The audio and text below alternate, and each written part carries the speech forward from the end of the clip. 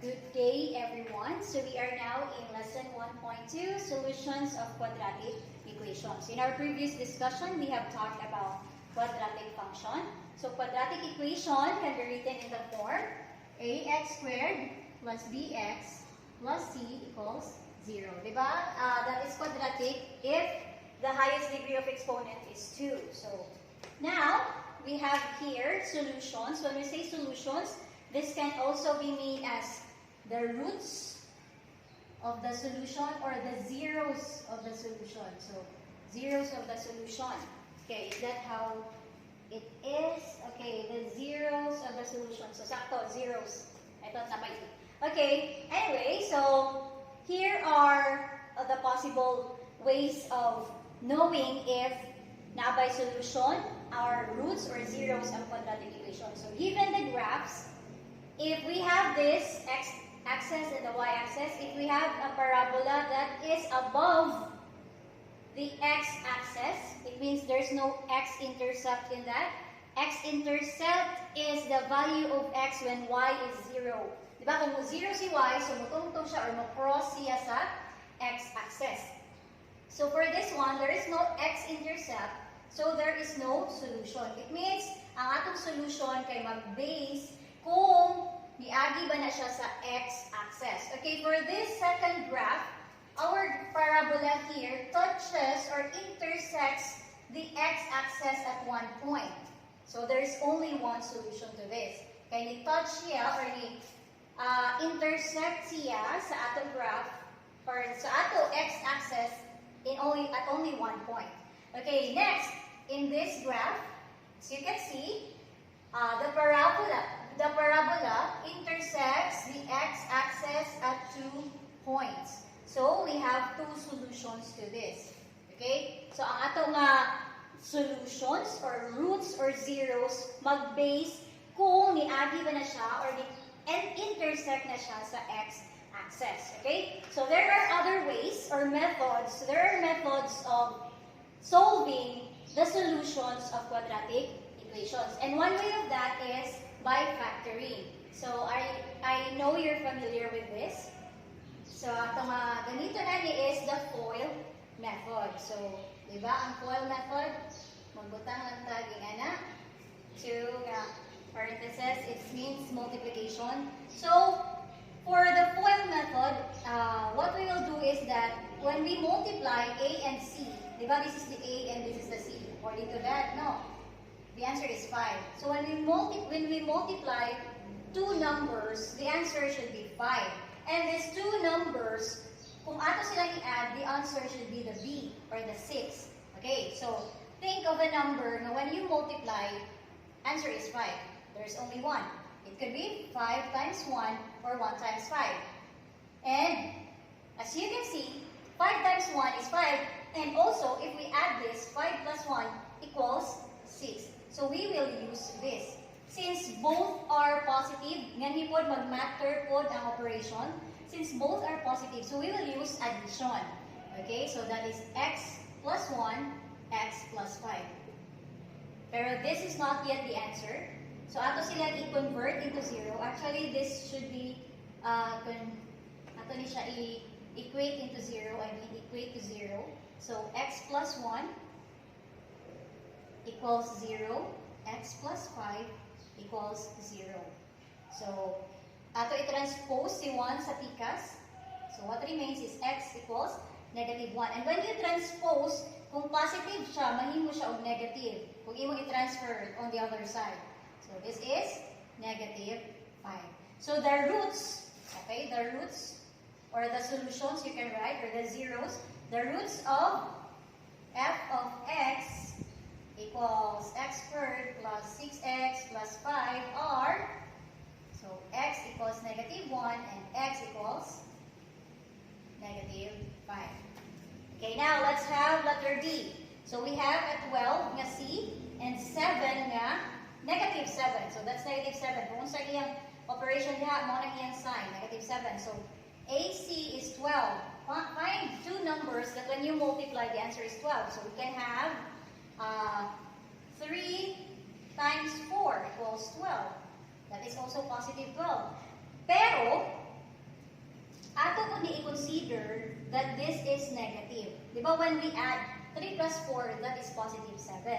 But when we multiply also 3, negative 3 times negative 4, di ba the answer is also positive 12? When you multiply to these negative numbers, the answer is always positive. And when we add this, negative 3 plus negative 4, the answer is negative 7. So what we will use in this is the negative 3 and negative 4. So we have to equate this first. So wala na ko na equate, but you have to equate this first to 0. Negative 7x plus 12 equals 0. So we have x minus 3, x minus 4. Pwede rin na siya magkabaylo-baylo, but this is not yet the answer. So x minus 3 equals 0 and x minus 4 equals 0. So transfer to the other side. Kaya para si x na lang mabilin. Hanggang i-transfer na ito kaya para si x na ang mabilin. So that we can have the value of x. So x is positive 3. Since this is negative, i-transfer, that will be negative, positive. And x equals 4.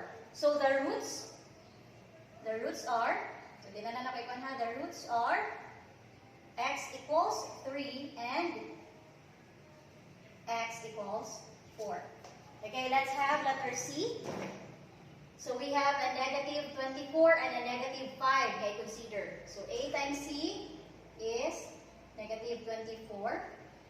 And atong i-add dapat negative 5. So what are the numbers? Now, when you multiply, the answer is negative 24. We have negative 1 and negative 1 and positive 24. So the answer is negative. So kung negative day, dapat ako sa positive, ako sa negative. So kung negative 1 times 24, the answer is negative 24. But when you add the factors, the answer would not be negative 25. What else? So we have 4 times 6. 4 times 6 is, kung ang usan nila, negative 6 times positive 4, the answer is 24. But when you add this, the answer is negative 2. Or delete siya, 5x. Another, we have 8 and 3. So negative 8 times positive 3 is 24. Negative 24 also. So, pwede po negative 3 times 8, positive 8. The answer is negative 24. But asa nila ang i-add na to that would answer na 5. Ang sum kay 5. So, we have negative 8 plus 3. The answer is negative 5. But when we have negative 3 plus 8, the answer is positive 5. So, it's clear na atong gamiton na numbers are negative 8 and positive 3. So, bisag asa na siya, equate this first. Minus 24 equals 0. And so we have x minus 8, x plus 3 equals 0. Equate this both to 0.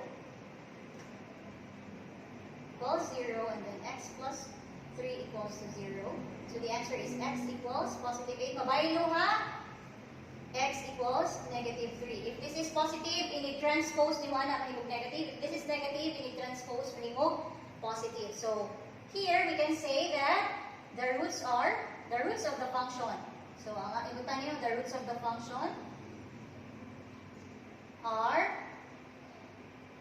so x equals 8 and x equals negative 3. So there, that's how you solve the solution, or how you find the solutions of the quadratic equations by factoring. Okay, another method of finding the solutions of the quadratic equation is by finding the square root. So, are you familiar with the square root? Square root ra. Here, ato i-transfer ang kanyang number. Okay, para si x na lang ang mabilin. So, we have here 5x squared. To transfer that, mahimo na ito siyang 0. So, muna 245 plus 245. This is negative. Mahimo siya. Ang ato i-add is positive. And what we add here, mo po na ato i-add on the other side. So, that's why this is the same concept there. Kato, bidaritso ran ako. So, 0 ni. So, 5x squared equals 245. Divide 5, divide 5. So, what is x squared? i-divide kay para si x na lang ang mabilin. X squared ra yun ang mabilin. This is 49. So, x squared is 49. Ako erase ha. 5x squared equals to 145. X squared is 49. And then you square both. Dili square. Isulod sila square root. I-square root silang duha. So, i-square root na nimo ang x squared. Makancel ni. Kaya naman na ito dira. Makancel ni ang radicand. Ang mahabili na lang x. So, what is square root of 49? That is positive and negative 7. So, we have the roots. Positive 7 and negative 7. Okay? So, next, let's have 9x squared minus 25. I-transfer lang si 25. Same na concept ka ganina. Mag-add ka diri para mag-0 si 25. Ibalili mo siya diri sa other side, sa right side. So, here, diretso na lang inakuha. 9x squared equals 25. Kung negative ni, mahimura nag-positive. Divide both side by 9 para makancel. So, we have x squared equals 25 over 9. So, we have here x squared equals 25 over 9. Square root silang duha. So, x, both are perfect squares. When we say perfect squares, kanang mag-multiply kag numbers like 3 times 3 equals 9. 9 is a perfect square. Kung ano mo say mo i-multiply gani sa iya nga mag-multiply kag number by itself, mao gani ang gawas, that is a perfect square. And 25 is a perfect square, di ba? 5 times 5 is 25. So the answer here is 5 over 3. Or positive, negative 5 over 3. Okay? So, letter D, our C. 3x squared equals 24. Wala na daan si 24 sa PCAS. What we will do is just divide it by 3 para si x squared na lang mabilin. And x squared is 24 divided by 3 is 8. Kaya di ba ang 24 of 3 kay not, dili sila perfect square. So, we have here x squared equals 8. Dapat si x lang mabilin. Makancel na ang radicand kung ato silang kung ang square is square root. So, x is square root of 8. Or pwede ni siya, ang answer diri, you can have, or x equals, diba, 4 times 2. 4 is a perfect square. So, x is, gawas ni mo si 4, what is square root of 4? That's 2 square root of 2. Pwede na ni siya. Pwede na pumudawat, x equals negative 8. Square root of 8 if there is an answer like this. Okay, letter D. So, square root of, plus minus. Okay, x squared minus 4 over 9. So, since 4 over 9, atong i-transfer sa right side, this would be x squared equals 4 over 9. So, wala naman tayo i-divide.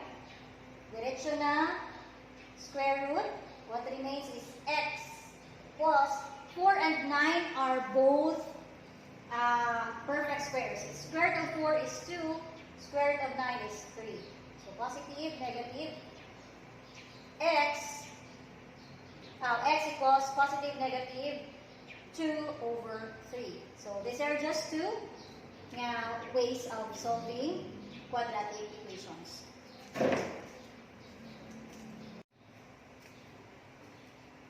Another method is by solving by completing the square. So, this is how it is done.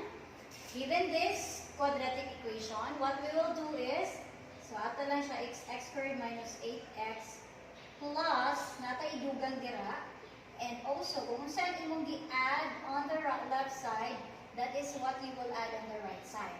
Completing the square, kay para mahimo siyang perfect square, ang dire, sa pikas. Okay, what you will do here is, kung saan naadere, the b, mo na ito ibutang. So, if this is positive or negative, iyang mauban niya ang operation ha. So, since this is minus, so that is negative 8 over 2. Negative 8, it's always divided by 2 and then is squared. So, what is negative 8 over 2? I'll just write it here. Negative 8 over 2 squared. What is negative 8 over 2 squared? That is what? Equal to negative 4 squared. And that is what we will put here. So here, negative 4 squared.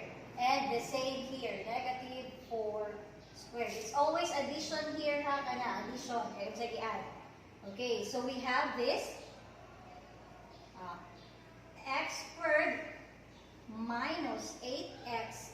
When we do this, diba, this is negative 4 times negative 4 is positive 16. And also this one, negative 15 plus 16, since the same ba sila. And then doing the FOIL method, but dili na yun na siya na ito butang kay same naman ang answer. It should be a complete, it should be a perfect square. What we will do is, pwede na dili na ito agian. Kung i-diretsyo na nato ni dire, this is x, kung unsa na dira, kung unsa ang iyang sign, mo na ang himo na itong operation. X minus 4 squared equals, negative 15 plus 16. Negative 15 plus 16 is 1. So that's why we have there. Here, diba this is x minus 4 squared is a perfect square. Kaya kung ato siya i-multiply by itself, x minus 4, the answer would be x squared, FOIL method, mo niyang FOIL method yan, minus 4x plus 16. So x squared minus 8x plus 16, which is the same with this, right? So that's why ako po na siya ipakita, kaya para makita po ninyo na that is the same with here.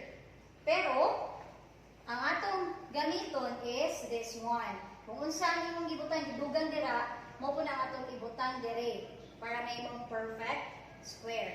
So, we have x minus 4 squared equals 1. What we will do, para mawala si squared, ato siya na butang og square root. So, extract the square root. This is, cancel si 2, makancel po ni, what remains is x minus 4. And what is square root of 1? Square root of 1 is 1 only. Positive, negative, 1. And then, ato i-transpose si 4 sa pikas. This is x minus 4 plus 4. Para ma-zero siya sa left side. Ibutang siya dira. So, 4 plus minus 1. Cancel. X equals 4 plus 1. And x equals 4 minus 1. So, we have the values of x, 5 and 3. The roots of the equation, so the roots or the solutions, pwede na nga magkabaylo-baylo, solutions, roots, or zeros. The solutions of the equation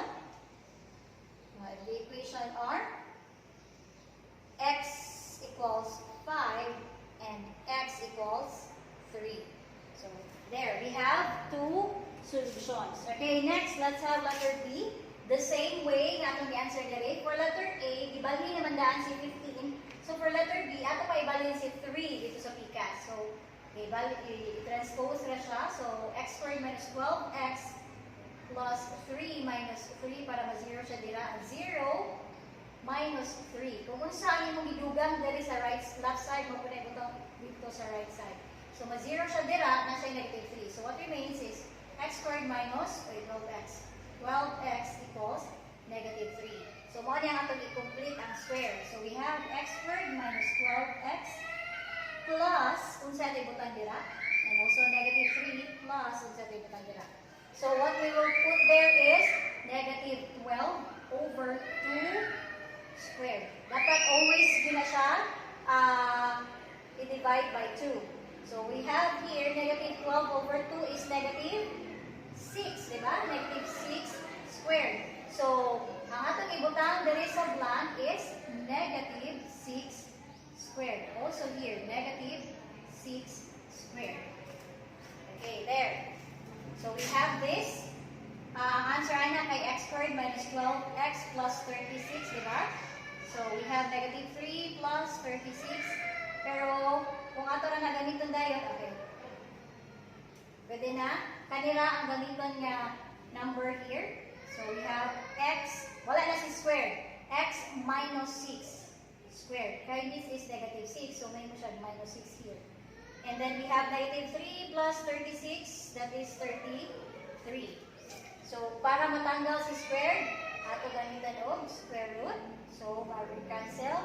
What remains is x minus 6 equals positive, negative, square root of 33. And square root of 33, Hindi na lang nato siya gamita, kuhan, kaya di man na siya perfect square, so leave it there, na square root of 33.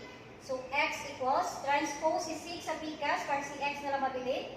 So that is negative, may mo siyang positive. So 6 plus minus square root of 33. Pwede lang ka na. Iwan na ang answer, ana. X equals 6 plus square root of 33. And x equals 6 minus square root of 33. These are the roots of the equation, or the solutions, or the zeros of the quadratic equation. Okay? Next, let's have letter C. Okay, let's have letter C.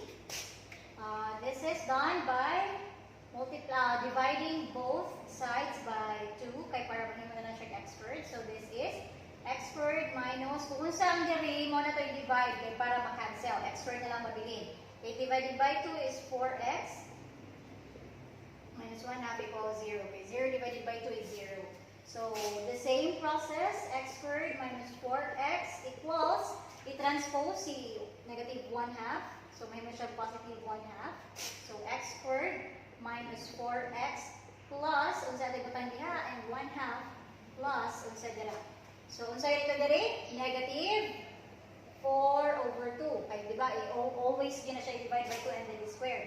Negative 4 over 2 is negative 2 squared. So this is negative 2 squared here. And also here, negative 2 squared. Okay, there.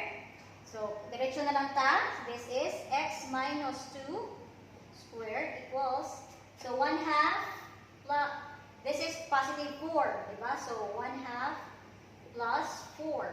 So x minus 2 equals, so 1 half plus 4 is, so, ito sa answeran, 1 half plus 4.